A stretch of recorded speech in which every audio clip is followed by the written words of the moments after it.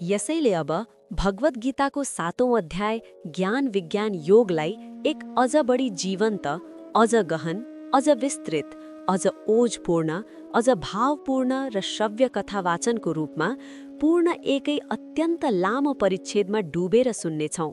मानौ कुरुक्षेत्रको विशाल मैदानमा रात गहिरिएको छ, आकाशमा चन्द्रमाको नरम ज्योति फैलिएको छ, ताराहरूले झिलमिल गर्दै दिव्य प्रकाश छरिरहेका छन्। दुवै सेनाका लाखौं योद्धाहरू गहिरो निद्रामा छन् वा मौन चिन्तनमा डुबेका छन्।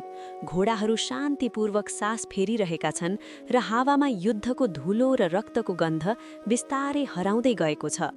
तर अब वातावरणमा एउटा अलौकिक, दिव्य र रहस्यमय शान्ति छ जसले हृदयलाई गहिरो स्पर्श गर्छ र श्रीकृष्णको मधुर, गम्भीर, करुणामय, अनन्त, दिव्य र अटल अधिकारपूर्ण स्वर अर्जुनको कानमा अमृत झैँ झरिरहेको छ, जसको मन 6औं अध्यायको ध्यान योगले पूर्ण रूपले शान्त र एकाग्र भएको छ।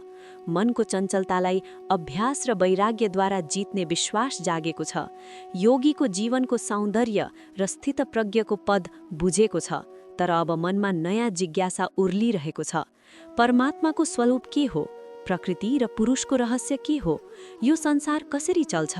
भक्तहरूका विभिन्न प्रकार कस्ता हुन्छन् र मृत्युको समयमा पनि परमात्मालाई कसरी स्मरण गर्न सकिन्छ भन्ने गहन प्रश्नहरूले उसलाई घेरिरहेका छन्।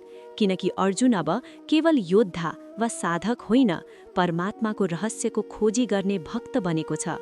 जीवन र मृत्युको परम सत्यको लागि तिर्खित छ।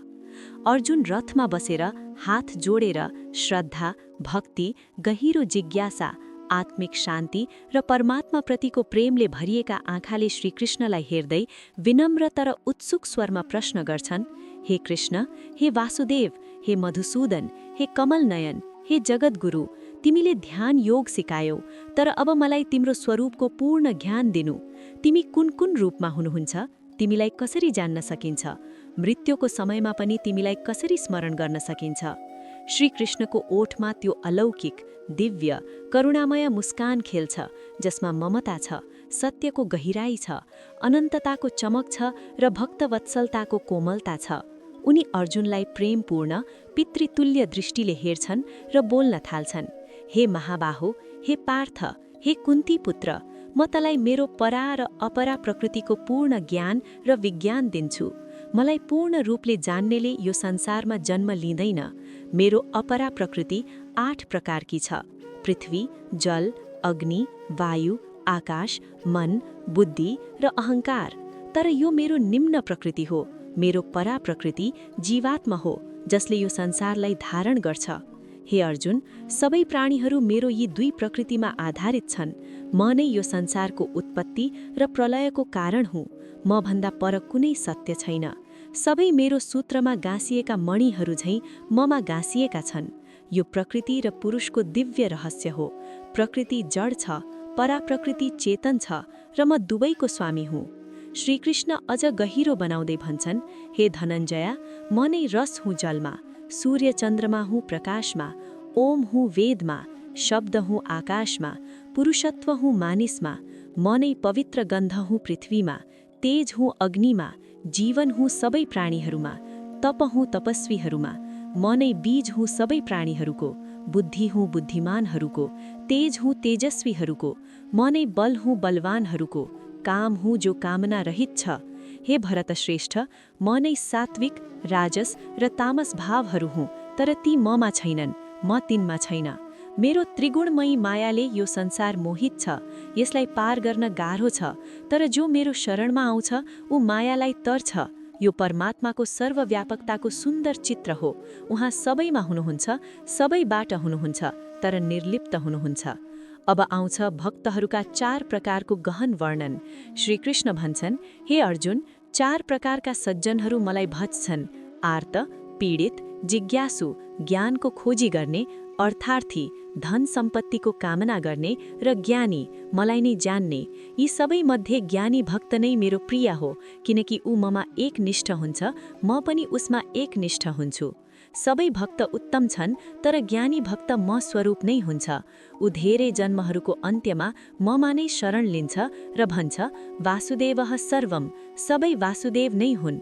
तर दुष्कर्मीहरू मायाले मोहित भएर असुर र राक्षसी भावमा जन्म लिन्छन्, मलाई भज्दैनन्। यो भक्तिको मार्गको सुन्दरता हो। चाहे जुन प्रकारको भक्ति होस्, अन्तमा सबै ममा पुग्छन्।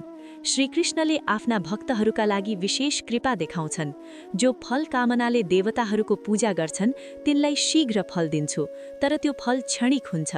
जो मलाई अनन्य भक्तिले भज्छन्, म तिनको योगक्षेम बोक्छु।